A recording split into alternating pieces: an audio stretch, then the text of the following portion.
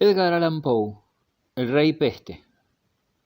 Al toque de las 12 de cierta noche del mes de octubre, durante el caballeresco reinado de Eduardo III, dos marineros de la tripulación del Free and Easy, goleta que traficaba entre Sluis y el Támesis y que anclaba por el momento en ese río, se asombraron muchísimo al hallarse instalados en el salón de una taberna a la parroquia de St. Andrews, en Londres, taberna que enarbolaba por muestra la figura de un alegre marinero. Aquel salón, aunque de pésima construcción, ennegrecido por el humo bajo de techo y coincidente en todo sentido con los tugurios de su especie en aquella época, se adaptaba bastante bien a sus fines, según opinión de los grotescos grupos que lo ocupaban instalados aquí y allá. De aquellos grupos, nuestros dos marinos constituían el más interesante, si no el más notable. El que aparentaba más edad y a quien su compañero daba el característico apelativo de Patas, era mucho más alto que el otro. Debía de medir 6 pies y medio y el encorvamiento de su espalda era sin duda consecuencia natural de tan extraordinaria estatura. Lo que le sobraba en un sentido veíase más que compensado por lo que le faltaba en otros. Era extraordinariamente delgado y sus camaradas aseguraban que, estando borracho, hubiera servido muy bien como gallardete en el Palo Mayor, mientras que, hallándose sobrio, no habría estado mal como botalón de Beauprés. Pero estas bromas y otras de la misma naturaleza no parecían haber provocado jamás la menor reacción en los músculos de la risa de nuestro marino. De pómulos salientes, gran nariz aguileña, mentón huyente, mandíbula inferior caída y enormes ojos protuberantes, la expresión de su semblante parecía reflejar una obstinada indiferencia hacia todas las cosas de este mundo en general, aunque al mismo tiempo mostraban un aire tan solemne y tan serio que inútil sería intentar describirlo. Por lo menos en la apariencia exterior, el marinero más joven era el exacto reverso de su camarada. Su estatura no pasaba de 4 pies. Un par de sólidas y arqueadas piernas sostenían su rechoncha y pesada figura, mientras los cortos y robustos brazos, terminados en un par de puños más grandes que lo habitual, colgaban balanceándose a los lados como las aletas de una tortuga marina. Unos ojillos de color impreciso chispeaban profundamente incrustados bajo las cejas, la nariz se perdía en la masa de carne que envolvía su cara redonda y purpúrea y su grueso labio superior descansaba sobre el inferior, todavía más carnoso, con una expresión de profundo contento que se hacía más visible por la costumbre de su dueño de lamérselos de tiempo en tiempo. No cabía duda de que miraba a su altísimo camarada con una mezcla de maravilla y de burla. De cuando en cuando contemplaba su rostro en lo alto, como el rojo sol poniente contempla los picos del Ben Nevis. Varias y llenas de incidentes habían sido las peregrinaciones de aquella meritoria pareja durante las primeras horas de la noche, por las diferentes tabernas de la vecindad. Pero ni las mayores fortunas duran siempre, y nuestros amigos se habían aventurado en este último salón con los bolsillos vacíos. En el momento en que empieza esta historia, Patas y su camarada Hugh Tarpaulin hallábanse instalados con los codos sobre la gran mesa de roble del centro de la sala y las manos en las mejillas, más allá de un gran frasco de cerveza, sin pagar. Contemplaban las ominosas palabras «no se da crédito», que para su indignación y asombro habían sido garrapateadas en la puerta mediante el mismo mineral cuya presencia pretendían negar. Lejos estamos de pretender que el don de descifrar caracteres escritos, don que en aquellos días se consideraba menos cabalístico que el arte de trazarlos, hubiera sido conferido a nuestros dos hijos del mar, pero la verdad es que en aquellas letras había cierto carácter retorcido, ciertos bandazos de sotavento totalmente indescriptibles, pero que, en opinión de ambos marinos, presagiaban abundancia de mal tiempo, y que los determinaron al unísono, conforme a las metafóricas expresiones de Patas, a darle a las bombas, arriar todo el trapo y largarse viento en popa. Habiendo, pues, apurado la cerveza que quedaba y abotonados apretadamente sus cortos jubones, se lanzaron ambos a toda carrera hacia la puerta, aunque Tarpaulin rodó 2 veces en la chimenea confundiéndola con la salida. Acabaron por escabullirse felizmente y media hora después de las 12, nuestros héroes estaban otra vez prontos a cualquier travesura, huyendo a toda carrera por una oscura callejuela rumbo a St. Andrew's Stair, encarnizadamente perseguidos por la huésped del alegre marinero. En los tiempos de este memorable relato, así como muchos años antes y muchos después en toda Inglaterra, y especialmente en Londres, resonaba periódicamente el espantoso clamor de «¡La peste!». La ciudad había quedado muy despoblada, y en las horribles regiones vecinas al Támesis, donde entre tenebrosas, angostas e inmundas callejuelas y pasajes parecía haber nacido el demonio de la enfermedad, erraban tan solo el temor, el horror y la superstición. Por orden del rey, aquellos distritos habían sido condenados y se prohibía, bajo pena de muerte, penetrar en sus espantosas soledades. Empero, el mandato del monarca, las barreras erigidas a la entrada de las calles y sobre todo el peligro de una muerte atroz que con casi absoluta seguridad se adueñaba del infeliz que osara la aventura, no podían impedir que las casas vacías y desamuebladas fueran saqueadas noche a noche por quienes buscaban el hierro, el bronce o el plomo que podía luego venderse ventajosamente. Lo que es más, cada vez que al llegar el invierno se abrían las barreras, comprobábase que los cerrojos, las cadenas y los sótanos secretos habían servido de poco para proteger los ricos depósitos de vinos y licores que, teniendo en cuenta el riesgo y la dificultad del traslado, fueron dejados bajo tan insuficiente custodia por los comerciantes de alcoholes de aquellas barriadas. Pocos, sin embargo, entre aquellos empavorecidos ciudadanos atribuían los pillajes a la mano del hombre. Los demonios populares del mal eran los espíritus de la peste, los dueños de la plaga y los diablos de la fiebre. Contábanse historias tan escalofriantes que aquella masa de edificios prohibidos terminó envuelta en el terror como en una mortaja, y hasta los saqueadores solían retroceder aterrados por la atmósfera que sus propias depredaciones habían creado. Así, el círculo estaba entregado por completo a la más lúgubre melancolía, al silencio, a la pestilencia y a la muerte. En una de aquellas aterradoras barreras que señalaban el comienzo de la región condenada, viéronse súbitamente detenidos Patas y el digno Hugh Terrible en el curso de su carrera callejuelas abajo. Imposible era retroceder y tampoco perder un segundo, pues sus perseguidores les pisaban los talones, pero para lobos de mar como ellos, trepar por aquellas toscas planchas de madera era cosa de juego. Excitados por la doble razón del ejercicio y del licor, escalaron en un santiamén la valla y, animándose en su carrera de borrachos con gritos y juramentos, no tardaron en perderse en el fétido e intrincado laberinto. De no haber estado borrachos, perdidos, sus tambaleantes pasos se hubieran visto muy pronto paralizados por el horror de la situación. El aire era helado y brumoso. Las piedras del pavimento, arrancadas de sus alveolos, aparecían en montones entre los pastos crecidos que llegaban más arriba de los tobillos. Casas demolidas ocupaban las calles, los hedores más fétidos y ponzoñosos lo invadían todo, y con ayuda de esa luz espectral que, aun a medianoche, no deja nunca de emanar de toda atmósfera pestilencial, era posible columbrar en los atajos y callejones, o pudriéndose en las habitaciones sin ventanas, los cadáveres de muchos ladrones nocturnos a quienes la mano de la peste había detenido en el momento mismo en que cometían sus fechorías. Aquellas imágenes, aquellas sensaciones, aquellos obstáculos no podían, sin embargo, detener la carrera de hombres que, de por sí valientes y ardiendo de coraje y de cerveza fuerte, hubieran penetrado todo lo directamente que su tan valiente condición lo permitiera en las mismísimas fauces de la muerte.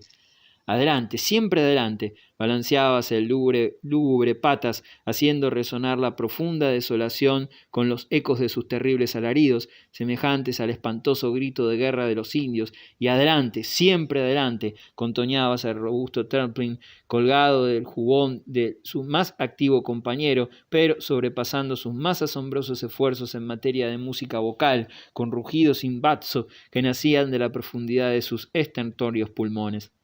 No cabía duda de que habían llegado a la plaza fuerte de la peste. A cada paso, a cada tropezón, su camino se volvía más fétido y horrible. los senderos más angostos e intrincados, enormes piedras y vigas que de tiempo en tiempo se desplomaban de los podridos tejados, mostraban con la violencia de su caída la enorme altura de las casas circundantes, y cuando para abrirse paso a través de continuos montones de basura había que apelar a enérgicos esfuerzos, no era raro que las manos encontraran un esqueleto o se hundieran en la carne descompuesta de algún cadáver. Súbitamente, cuando los marinos se tambaleaban frente a la entrada de un alto y espectral edificio, un grito más agudo que de ordinario, brotando de la garganta del excitado Patas, fue respondido desde adentro con una rápida sucesión de salvajes alaridos que semejaban carcajadas demoníacas, en nada acoquinados por aquellos sonidos que, dada su naturaleza, el lugar y la hora, hubieran helado la sangre de corazones menos ígneos que los suyos. Nuestra pareja de borrachos se lanzó de cabeza contra la puerta, abriéndola de par en par y entrando a tropezones en medio de un diluvio de juramentos. La habitación en la cual se encontraron resultó ser la tienda de un empresario de pompas fúnebres, pero una trampa abierta en un rincón del piso próximo a la entrada dejaba ver el comienzo de una bodega ampliamente provista, como lo proclamaba, además, la ocasional explosión de una o que otra botella. En medio de la habitación había una mesa, en cuyo centro surgía un enorme cubo de algo que parecía punch. Profusamente desparramadas en torno aparecían botellas de diversos vinos y cordiales, así como jarros, tazas y frascos de todas formas y calidades. Sentados sobre soportes de ataúdes, veíanse a 6 personas alrededor de la mesa. Trataré de describirlas una por una. De frente a la entrada, y algo más elevado que sus compañeros, sentábase un personaje que parecía presidir la mesa. Era tan alto como flaco, y Patas se quedó confundido al ver a alguien más descarnado que él. Tenía un rostro amarillo como el azafrán, pero, salvo un rasgo, sus facciones no estaban lo bastante definidas como para merecer descripción. El rasgo notable consistía en una frente tan insólita y horriblemente elevada que daba la impresión de un bonete o una corona de carne encima de su verdadera cabeza. Su boca tenía un mohín y un pliegue de espectral afabilidad, y sus ojos, como los de todos los presentes, estaban fijos y vidriosos por los vapores de la embriaguez. Este caballero hallábase envuelto de pies a cabezas en un paño mortuorio de terciopelo negro, ricamente bordado, que caía en pliegues negligentes como si fuera una capa española. Tenía la cabeza llena de plumas, como las que se ponen a los caballos en las carrozas fúnebres, y las agitaba a un lado y otro con aire tan garboso como entendido. Sostenía en la mano derecha un enorme fémur humano, con el cual parecía haber estado apaleando a alguno del grupo por cualquier fruslería.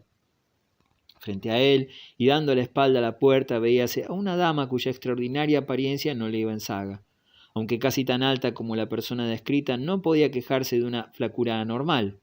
Al contrario, hallábase por lo visto en el último grado de la hidropesía, y su cuerpo se asemejaba extraordinariamente a la enorme pipa de cerveza que, saltada la tapa, aparecía cerca de ella en un ángulo del aposento. Aquella señora tenía el rostro perfectamente redondo, rojo y relleno, y presentaba la misma peculiaridad, o más bien falta de peculiaridad, que mencionamos en el caso del presidente. Vale decir que tan solo uno de sus rasgos alcanzaba a distinguirse claramente en su cara. El sagaz Treplin no había dejado de notar que la misma observación podía aplicarse a todos los asistentes a la fiesta, pues cada uno parecía poseer el monopolio de una determinada porción del rostro. En la dama de quien hablamos se trataba de la boca. Comenzando en la oreja derecha, abríase en un terrorífico abismo hasta la izquierda, al punto que los cortos aros que llevaba se le metían todo el tiempo en la abertura. Esforzábase, sin embargo, por mantenerla cerrada, adoptando un aire de gran dignidad. Su vestido consistía en una mortaja recién planchada y almidonada que le llegaba hasta la barbilla, cerrándose en un volante rizado de muselina de algodón. Sentábase a su derecha una jovencita minúscula, a quien la dama parecía proteger. Esta delicada y frágil criatura daba evidentes señales de una tisis galopante, a juzgar por el temblor de sus descarnados dedos, la lívida coloración de sus labios y las manchas éticas que aparecían en su piel terrosa. Pese a ello, en toda su figura se advertía un extremado haut-ton. Lucía con un aire tan gracioso como negligente un ancho y hermoso sudario del más fino linón de la India, El cabello le colgaba en bucles sobre el cuello y había en su boca una suave sonrisa juguetona, pero su nariz, extraordinariamente larga, fina, sinuosa y flexible y llena de barrillos, le llegaba hasta más abajo del labio inferior, a pesar del aire delicado con que de cuando en cuando la movía a uno y otro lado con ayuda de la lengua. Aquella nariz daba a su fisonomía una apariencia un tanto equívoca. Al otro lado, a la izquierda de la dama hidrópica, veíase un hombrecillo achacoso, rechoncho, asmático y gotoso, cuyas mejillas descansaban en los hombros de su propietario, como dos enormes odres de vino o porto. Cruzado de brazos y con una pierna vendada puesta sobre la mesa, parecía imaginar que tenía derecho a alguna especial consideración. Sin duda se sentía profundamente orgulloso de cada pulgada de su persona, pero se esmeraba especialmente en llamar la atención sobre su abigarrado levitón. No poco dinero le había costado este último, que le sentaba admirablemente, pues estaba hecho con una de esas fundas de seda bordada que en Inglaterra y otras partes sirven para cubrir los escudos que se cuelgan en lugares visibles cuando ha muerto algún miembro de una casa aristocrática. A su lado y a la derecha del presente veíase a un caballero con largas calzas blancas y calzones de algodón. Estremecíase de la manera más ridícula, como si sufriera un acceso de lo que Trollpin llamara los espantos. Su mentón, recién afeitado, estaba apretadamente sujeto por un vendaje de muselina y sus brazos, igualmente atados por las muñecas, no le permitían servirse a gusto de los licores de la mesa, precaución que Patas encontró muy acertada a la vista del aire embrutecido y avinado de su fisonomía. De todas maneras, las inmensas orejas de aquel personaje, que por lo visto no era posible sujetar como el resto de su cuerpo, se proyectaban en el espacio y cada vez que alguien descorchaba una botella se estremecían como en un espasmo. Frente a él, sexto y último de la reunión, veíase a un personaje extrañamente rígido, atacado de parálisis, quien debía sentirse sumamente incómodo dentro de sus vestiduras. En efecto, su único atavío lo constituía un flamante y hermoso ataúd de caoba. Su parte superior apretaba la cabeza de quien lo vestía, extendiéndose hacia adelante como una caperuza y daba a su rostro un aire indescriptiblemente interesante. A los lados del ataúd se habían practicado agujeros para los brazos, teniendo en cuenta tanto la elegancia como la comodidad, pero aquel traje impedía a su propietario mantenerse tan erguido como sus compañeros, y mientras yacía reclinado contra su soporte en un ángulo de 45 grados, un par de enormes ojos protuberantes giraban sus terribles globos blanquecinos hacia el techo, como si estuvieran estupefactos de su propia enormidad. Frente a cada uno de los presentes veíase una calavera que servía de copa. De lo alto colgaba un esqueleto, atado por una pierna a una soga sujeta a un gancho del techo. La otra pierna, suelta, se apartaba del cuerpo en ángulo recto, haciendo que aquella masa crujiente girara y se balanceara a cada ráfaga de viento que penetraba en la estancia. En el cráneo de tan horribles restos había carbones encendidos que arrojaban una luz vacilante pero intensa sobre la escena. En cuanto a los ataúdes y a otros implementos propios de una empresa de pompas fúnebres, habían sido apilados en torno de la habitación y contra las ventanas, impidiendo que el menor rayo de luz escapara a la calle. A la vista de tan extraordinaria asamblea y de sus atavíos no menos extraordinarios, nuestros dos marinos no se condujeron con el decoro que cabía esperar, apoyándose en la pared que tenían más próxima. Patas dejó caer más de lo acostumbrado su mandíbula inferior, mientras abría los ojos hasta que alcanzaron el diámetro máximo, mientras Hugh Tarpin, agachándose hasta que su nariz quedó al nivel de la mesa, apoyó las palmas de las manos en las rodillas y estalló en un mar de carcajadas tan agudas, sonoras y estrepitosas como fuera de lugar y descomedidas. No obstante, sin ofenderse por tan grosera conducta, el alto presidente dirigió una afable sonrisa a los intrusos, saludándolos muy dignamente, con un movimiento de las plumas de la cabeza, tras de lo cual, levantándose, los tomó del brazo y los condujo a un asiento que otros de los presentes habían preparado para ellos. Patas no ofreció la menor resistencia y se instaló como le indicaron, pero el galante Hugh, llevando su caballete de ataúd desde donde lo habían puesto hasta un lugar próximo a la jovencita tísica de la mortaja, se instaló a su lado, lleno de alegría, y zampándose una calavera llena de vino tinto, brindó por una amistad más íntima. Al oír esto, el rígido caballero en el ataúd pareció excesivamente incomodado y hubiera podido producirse consecuencias graves de no mediar la intervención del presidente, quien, luego de golpear en la mesa con su hueso, reclamó la atención de los presentes con el discurso siguiente. En tal feliz ocasión es nuestro deber. Sujétese, cabo, lo interrumpió Patas con gran seriedad. Sujétese, cabo, te digo, y que sepamos quiénes sois y qué demonios hacéis aquí, equipados como todos los diablos del infierno y bebiendo las buenas bebidas que guarda para el invierno mi excelente camarada Will Wimble, el empresario de pompas fúnebres. Ante esta imperdonable demostración de descortesía, todos los presentes se enderezaron a medias, profiriendo una nueva serie de espantosos y demoníacos alaridos, como los que habían llamado la atención de los marinos, pero el presidente fue el primero en recobrar la compostura y volviéndose con gran dignidad hacia Patas, le dijo: con el mayor placer satisfaré tan razonable curiosidad por parte de nuestros ilustres huéspedes, a pesar de no haber sido invitados. Sabed que en estos dominios soy el monarca y que gobierno mi imperio absoluto bajo el título de Rey Peste.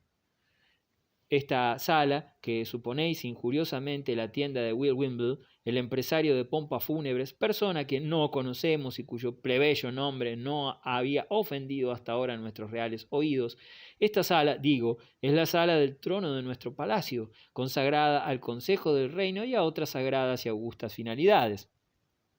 La noble dama sentada frente a mí es la reina Peste, nuestra serenísima consorte. Los otros augustos personajes que contempláis son miembros de mi familia y llevan la insignia de la sangre real bajo sus títulos respectivos de Su Gracia el Archiduque Pestífero, Su Gracia el Duque Pestilencial, Su Gracia el Duque Tempestad y Su Alteza Serenísima la Archiduquesa Anapesta.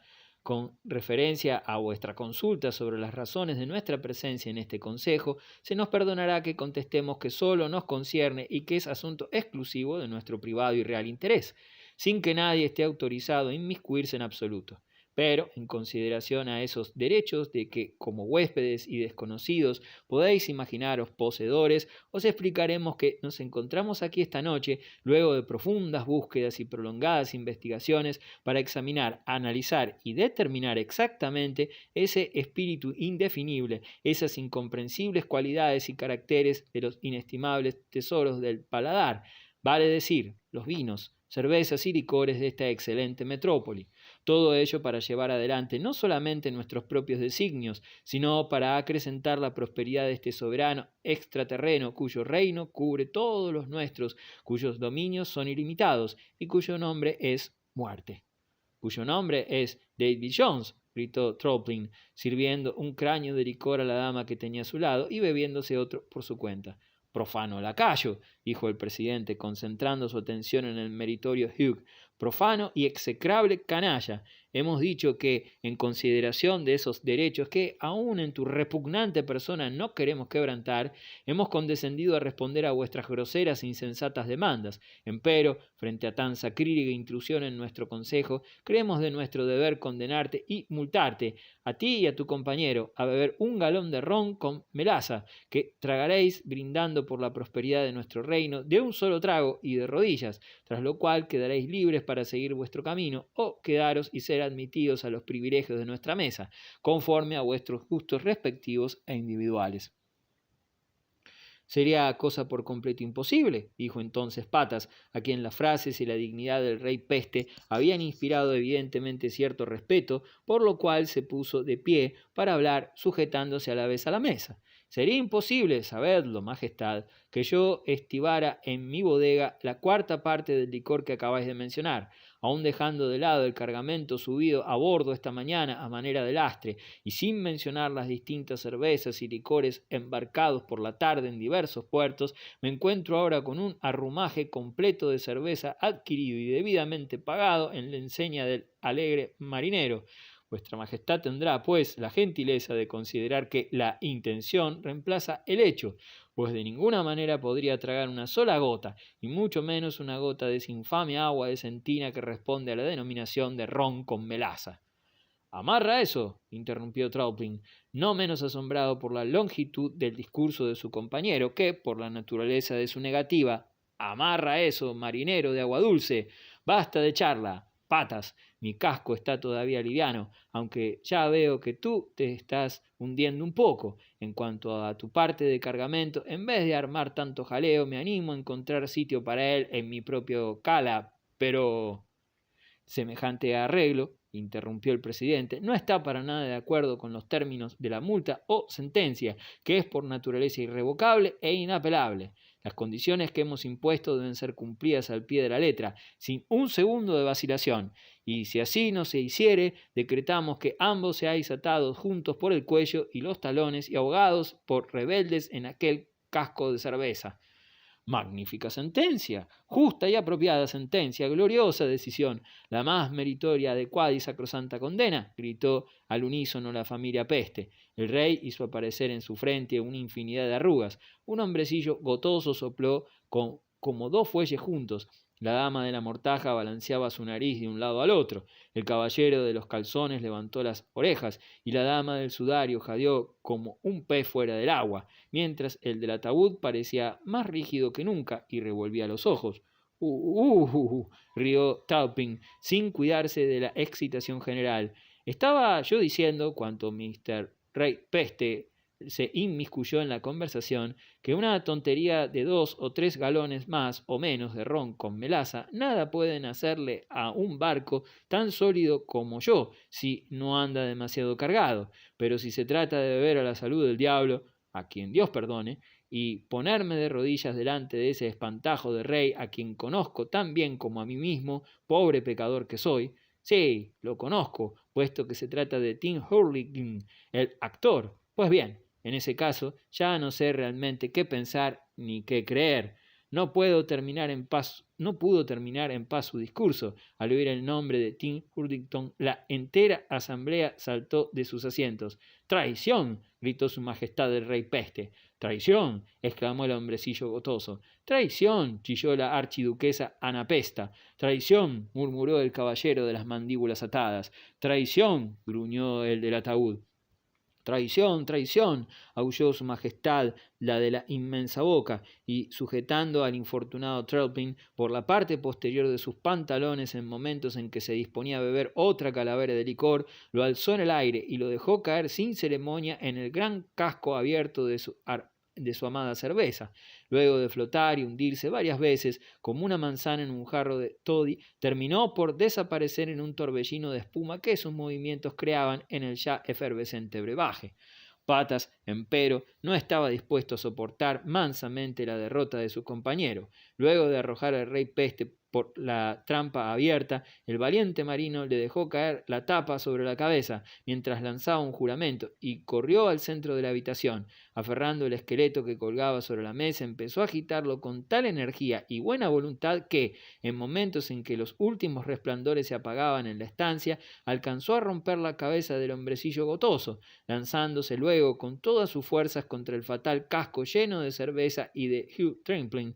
Lo derribó al suelo en un segundo. Brotó un verdadero diluvio de cerveza tan terrible, tan impetuoso, tan arrollador, que el cuarto se inundó de pared a pared. La mesa se volcó con toda su carga.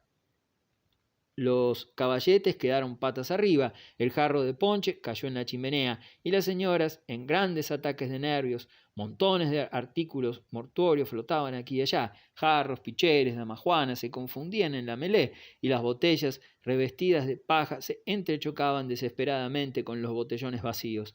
El hombre de los estremecimientos se ahogó allí mismo, el caballero paralítico salió flotando en su ataúd, y el victorioso Patas, tomando por la cintura a la gruesa dama de la mortaja, lanzóse con ella a la calle, corriendo en línea recta hacia el Free and Easy, seguido con viento fresco por el terrible Hugh Tripling, quien, luego de estornudar 3 o 4 veces, jadeaba y resoplaba tras él, llevándose consigo a la archiduquesa Anapesta.